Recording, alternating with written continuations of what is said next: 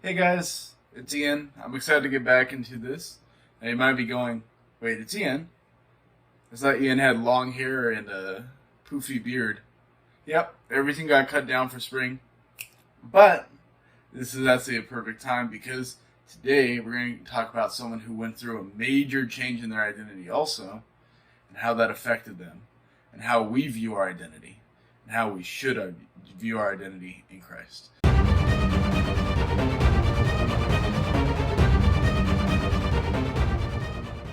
So, as we continue the series through Kevin Barnett's book, we get to one of my favorite characters in comic books, Ben Grimm, the Thing.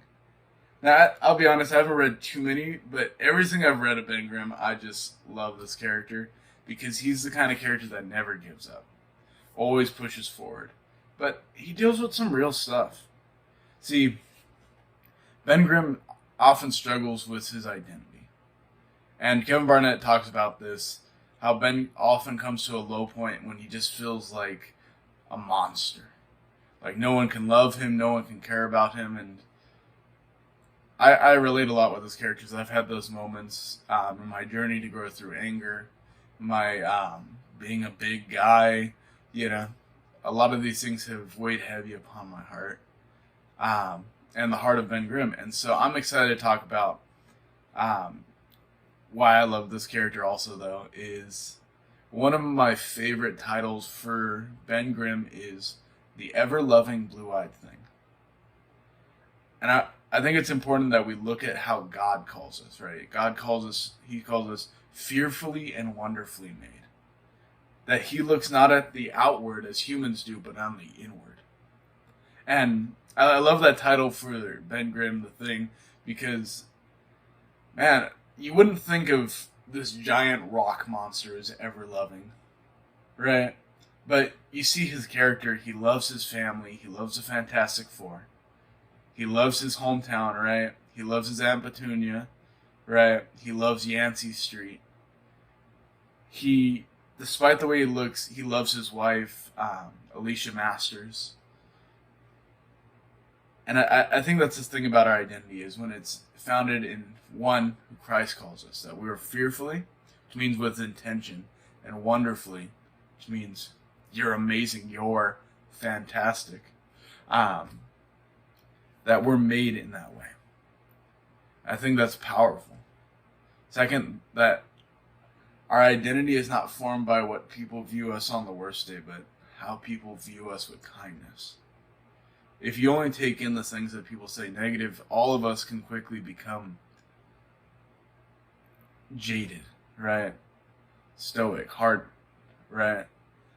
But take in those good communities, those people that remind you for the best in you, that don't see just the outward. And I'm so thankful for the people that didn't just see the outward, but saw the inward and wanted to see more in me. That wanted to see what I saw as my greatest weakness as a strength. Like Thing, he has this rock hard skin and it's easy to be like, man, I can't love people, right? I can't be close to people, I can't feel. But he also uses it to be one of the greatest fighters in the Marvel Universe. And not because he's the best trained, or not because he's the strongest, but when everything goes down, Thing doesn't give up. You better knock Thing out, because if you don't knock Thing out, he's going to keep going. He's going to keep getting up. I hope the MCU version nails that, but remember that when we look at our identity, look for those good things, right? I love that he also called himself the blue-eyed thing, right? Remembering that part of his humanity, that part that he can celebrate. Now, maybe you can find a part in you that you're like, man, this is something I really want to celebrate and enjoy. Take that, celebrate that. Don't become prideful, but enjoy and love yourself. You cannot love your neighbor as you love yourself if you don't love yourself. So I want to remind you guys how important your identity, when it's centered in Christ, and then grows into your family, right? And grows in you loving yourself. That is a wonderful thing.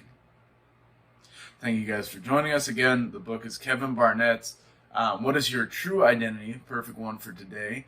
And if you guys want to, like, comment, subscribe, check us out on Instagram